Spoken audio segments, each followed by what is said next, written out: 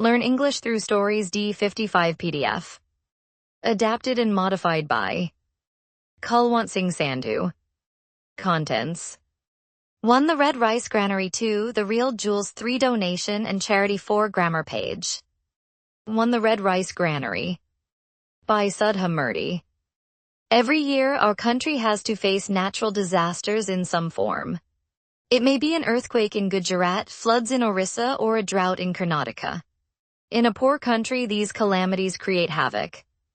In the course of my work, I have found that after such calamities, many people like to donate money or materials to relief funds. We assume that most donations come from rich people, but that is not true. On the contrary, people from the middle class and lower middle class help more. Rarely do rich people participate wholeheartedly. A few years back, I was invited to a reputed company in Bangalore to deliver a lecture on corporate social responsibility. Giving a speech is easy. But I was not sure how many people in the audience would really understand the speech and change themselves. After my talk was over, I met many young girls and boys. It was an affluent company and the employees were well off and well dressed. They were all very emotional after the lecture. "Madam, we buy so many clothes every month. Can we donate our old clothes to those people who are affected by the earthquake? Can you coordinate and send them?" Some of them offered other things. "We have grown-up children, we would like to give their old toys and some vessels." I was very pleased at the reaction. It reminded me of the incident in Ramayana, where during the construction of the bridge between India and Lanka, every squirrel helped Sri Rama by bringing a handful of sand. "Please send your bags to my office. I will see that they reach the right persons." Within a week, my office was flooded with hundreds of bags. I was proud that my lecture had proven so effective. One Sunday, along with my assistants, I opened the bags. What we saw left us amazed and shocked. The bags were brimming over with all kinds of junk. Piles of high-heeled slippers, some of them without the pair, torn undergarments unwashed. Shirts, transparent, cheap saris, toys which had neither shape nor color, unusable bedsheets, aluminium vessels, broken cassettes were soon piled in front of us like a mountain. There were only a few good shirts, saris, and usable materials. It was apparent that instead of sending the material to a garbage or the kabariwala, these people had transferred them to my office in the name of donation. The men and women I had met that day were bright, well-raveled, well-off people. If educated people like them behaved like this, what would uneducated people do? But then I was reminded of an incident from my childhood. I was born and brought up in a village in Karnataka's Haveri district called Shigaon. My grandfather was a retired school teacher, and my grandmother Krishtaka never went to school. Both of them hardly traveled and had never stepped out of Karnataka. Yet they were hardworking people who did their work wholeheartedly without expecting anything from anybody in their lives. Their photographs never appeared in any paper, nor did they go up on a stage to receive a prize for the work they did. They lived like flowers with fragrance in the forest, enchanting everyone around them but hardly noticed by the outside world. In the village, we had paddy fields and we used to store the paddy in granaries. There were 2 granaries. One was in the front and the other at the back of our house. The better quality rice, which was white, was always stored in the front granary, and the inferior quality, which was a little thick and red, was stored in the granary at the back. In those days, there was no communal divide in the village. People from different communities lived together in peace. Many would come to our house to ask for alms. There were Muslim fakirs, Hindu dasayas who roamed the countryside singing devotional songs, Yelema Jagathas who appeared holding the image of goddess Yelema over their heads, poor students and invalid people. We never had too much cash in the house, and the only help my grandfather could give these people was in the form of rice. People who receive help do not talk too much. They would receive the rice, smile, and raise their right hand to bless us. Irrespective of their religion, the blessing was always, "May God bless you." My grandfather always looked happy after giving them alms. I was a little girl then and not too tall. Since the entrance to the front granary was low, it was difficult for grown-ups to enter. So I would be given a small bucket and sent inside. There I used to fill up the bucket with rice and give it to them. They would tell me how many measures they wanted. In the evenings, my grandmother used to cook for everybody. That time she would send me to the granary at the back of the house where the red rice was stored. I would again fill up the bucket with as much rice as she wanted and get it for her to cook our dinner. This went on for many years. When I was a little older, I asked my grandparents a question that had been bothering me for long. Why should we eat the red rice always at night when it is not so good, and give those poor people the better quality rice? My grandmother Krishtaka smiled and told me something I will never forget in my life. Child, whenever you want to give something to somebody, give the best in you, never the second best. That is what I have learned from life. God is not there in the temple, mosque, or church. He is with the people. If you serve them with whatever you have served God. My grandfather answered my question in a different way. Our ancestors have taught us in the Vedas that one should donate with kind words, donate with happiness, donate with sincerity, donate only to the needy, donate without expectation because it is not a gift. It is a duty. Donate with your wife's consent. Donate to other people without making your dependents helpless. Donate without caring for caste, creed, and religion. Donate so that the receiver prospers. This lesson from my grandparents, told to me when I was just a little girl, has stayed with me ever since. If at all I am helping anyone today, it is because of the teachings by those simple souls. I did not learn them in any school or college. To the real jewels. The district of South Kannara in Karnataka is very different from any other. The literacy rate here is high, people are enterprising and hard-working. They have traveled all over the world in search of employment. If you see any Udupi vegetarian restaurant in India or any part of the globe, it is sure to have been started by a person from South Kannara. The Infosys Foundation has a project called A Library for Every School. In this we donate books mainly to government school libraries so that children have easy access to a variety of books. For this, I travel extensively in rural areas and donate books written in Kannada on various subjects. All the traveling has helped me to understand what children want to read in different places. During my travels, I frequently stay in the houses of people I meet, as often there are no hotels in the small towns and villages I visit.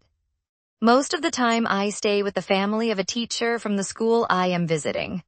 Sometimes I stay with people I had never met earlier. In India, a guest is always treated with a lot of love, affection, and respect. An old Sanskrit saying is Atithi Devo Bhava, meaning God comes in the form of a guest. I have felt this to be so true, especially during my stay in villages. The poorest of the poor have treated me with so much love and affection. They have given me the best hospitality possible without knowing who I am or expecting anything in return. In 1998, I went to a village in South Kannara for a school function. It was the rainy season and the small village was on the coast of the Arabian Sea. It was pouring and there were no hotels in the village. The school teacher was a bachelor and lived in a rented room. He told me, "Madam, the chairman of this school is a fine gentleman. He has asked me to tell you that you could stay tonight with his family. You cannot travel today because of this rain. Even the bridge has gone underwater." I did not have much option. I felt a little uncomfortable staying with someone I had never even met. By that time, the chairman, Mr. Athappa, came with an umbrella to call me. He had been caught up in some important work and not been able to attend the function. His house was huge. It was functional without much decoration. There was a big granary room and a storage place for coconuts and vegetables. It had red oxide flooring and was like many traditional houses of South Kannara where there was an inside courtyard. Water had to be drawn from a well at the side of the kitchen. There were a few bedrooms on the ground floor and the first floor. There was a cowshed at the back, along with a large vegetable garden. That was all I could see as it was already dark, and the raindrops were hitting me like pebbles hard on my feet. As soon as I entered, the lady of the house came with a warm smile and towels to wipe myself. Her smile put me instantly at ease. Without much ceremony, she said, "Please feel comfortable. Dinner will be ready in half an hour." I changed my dress and came to the dining hall. In the huge hall, there were only 4 people, including me, the couple, and their elderly mother. Plantain leaves were laid on the floor and the cook was serving. There were innumerable food items and I did not know where to start. The old lady of the house was very gracious. She reminded me of my large-hearted grandmother. After dinner, I wanted to chat with her. When I told her, she said, "If you want, you can stay in my room so that we can talk." I preferred that, rather than staying all alone in the first-floor guest room. I have always wondered why people in South Kannara are so much more educated compared to any other district of Karnataka. I asked Karama, "Did you study when you were young?" Karama sighed as if she was in pain. "No, unfortunately, I did not go to school. When I was young, we were extremely poor and I was a coolie in the garden of a school teacher. I always felt education is essential. If you can read and write, you can secure a better job. In my case, it was not possible. So I was determined that my only son Athapa should study as much as he could, and I would work hard for that. My husband also felt the same way, but he was killed by a snake bite when my son was only 5 years old. It was my promise to him that I would educate my son." I tried to imagine life 6 decades back, the social pressures, the great poverty, and no help from the government. I have met many women of that age group who have told me more or less the same story. Karema continued. "My son did not disappoint me. He went to Bombay as a hotel boy. He cleaned the plates in the morning and in the evenings went to Maghavira night school and studied there." Yes, I know this school. It is in Worli and is the oldest Kannada school in Bombay. Many children have studied there. Once he finished his schooling, he became a clerk at the counter of a hotel and went to night college. He got his degree and started his own hotel in Bombay. He became very successful. Then why is he here now? Karama smiled. I could see she was proud. He started many hotels in Bombay, but I remained in my village. I never felt comfortable in Bombay in spite of all the money he had because nobody spoke my language there and I love this village. Yes, I know there is a saying in Sanskrit. Janani Janmabhumisha. Swargadapi Gariyasi. It means your motherland is always a heaven. You are a learned lady, so you can recite all this in Sanskrit, but my intuition told me to stay here and do something for our own people.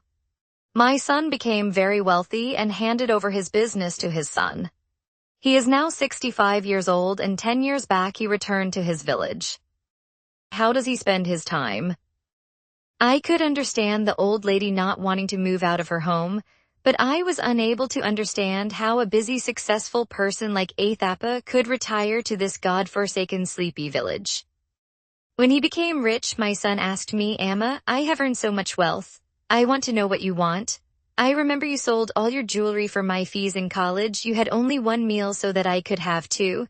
Now I want to buy lots of jewelry for you." What did you answer? I told my son that in life, the real jewelry is education. The school teacher for whom I worked when I was young used to tell everything will perish over a period of time. Flowers, beauty, food. No person looks beautiful forever. But education brings confidence to your face, and that is the real beauty. I have crossed the age to wear jewelries. If you respect my wishes, build as many free schools as possible in as many villages in South Kannara. My son understood my feelings. He himself shifted to this village and has, till today, built 10 such schools. He remains very busy managing these schools. Now I understood the reason behind the high literacy rate of the area.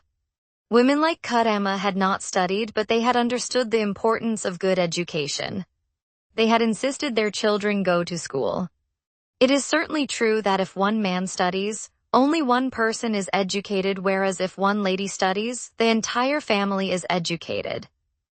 3. Donation and charity. By Grok. Donation and charity are simple acts of kindness that can make a big difference in the world. Donation means giving something like money, food, or clothes to help others who need it. Charity is when people or groups work to support those who are poor, sick, or facing hard times. Helping others through donation and charity is a good thing. It shows care and love for people we may not even know. For example, giving money to a hospital can help sick people get better. Sharing food with the hungry can give them strength and hope. Even small donations like old clothes or books can bring joy to someone's life. Charity also makes the giver happy. When we help others, we feel good inside. It builds a sense of community where everyone looks out for each other. Many people donate because they want to share what they have and make the world a better place. In short, donation and charity are easy ways to help people in need. They spread kindness and show that we care. No matter how big or small, every act of giving can change someone's life for the better. 4 Grammar page.